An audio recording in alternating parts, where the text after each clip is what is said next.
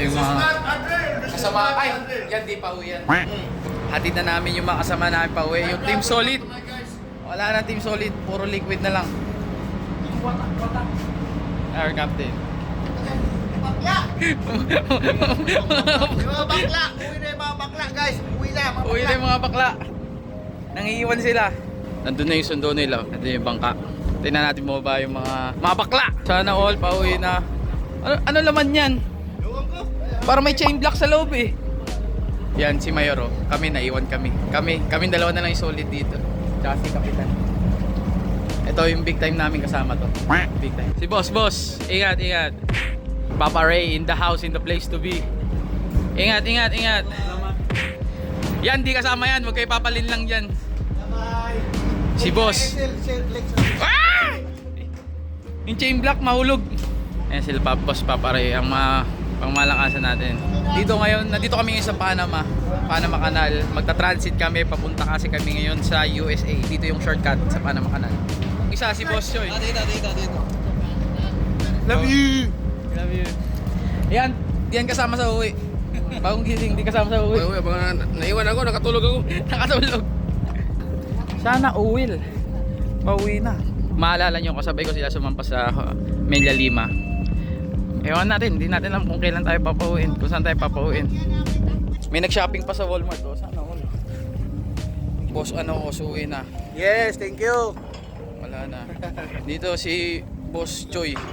Uwi na rin. Sana Sino sunod? all. Sila Papa Ray. Si Boss. Uwi na rin si Boss. Mga Team Solid. Ayay. Sana all. Si OS. Si Boss. Si Oiler. Si AB. Chief Cook. Si Kapitan.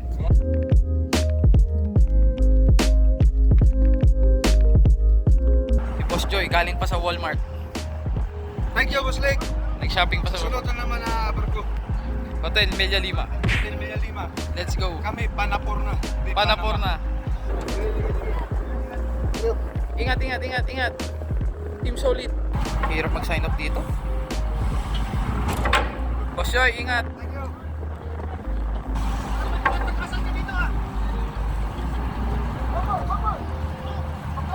Vámonos. Ingat, boss. See you next time.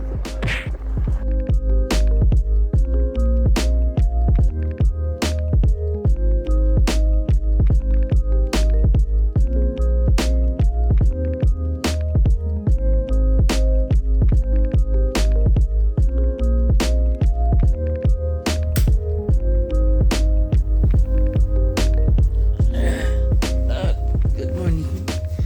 Ngayon ay 2:25 ng schedule na kami para mag-transit. Tumawag na sila, 1 hour notice.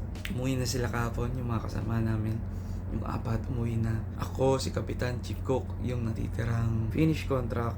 Hindi namin alam kung kailan kami uwi. So ngayon, punta na tayo sa trabaho natin dahil 1 hour notice na, ipe-prepare yung makina. Magta-transit na kami sa Panama Canal. Mga 10 hours daw yung transit. Let's go.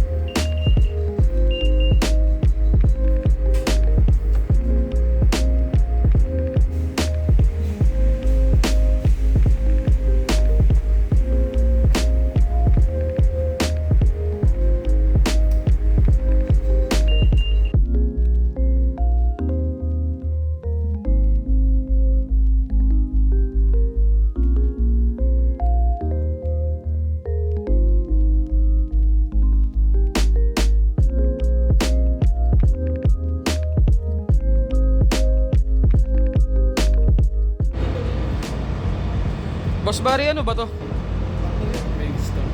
Kingston. Ito ba yung kukompleto sa Infinity Stone?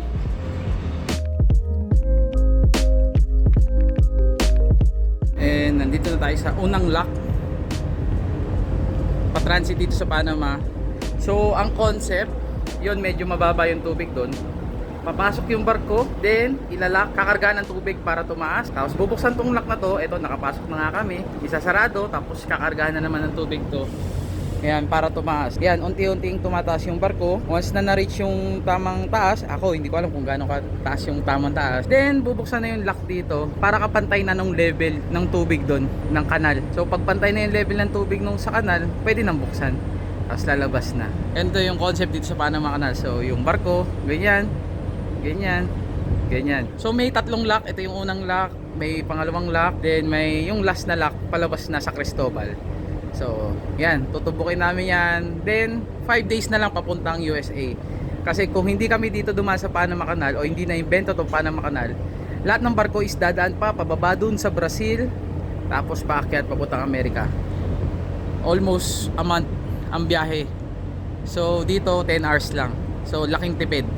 Laking tipid para sa mga nagte-trade. Pero syempre, medyo may kamahalan din yung bayad dito. Ganda dito sa Panama, no?